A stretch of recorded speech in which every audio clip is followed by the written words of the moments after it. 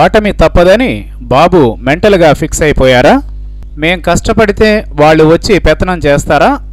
ఇది నారా చంద్రబాబు నాయుడు మాట.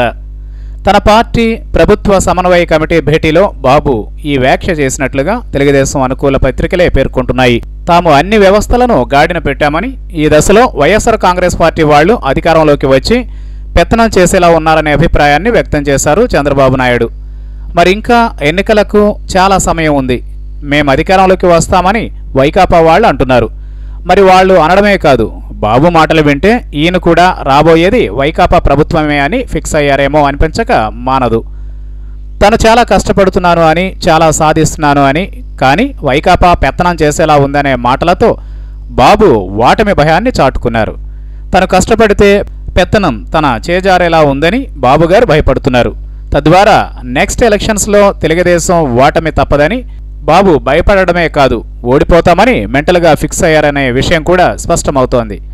ఇక ప్రభుత్వానికి కాదు, పార్టీకే ఎక్కువ ప్రాధాన్యతను ఇస్తానని కూడా బాబు చెప్పడం గమనించాల్సిన విషయం.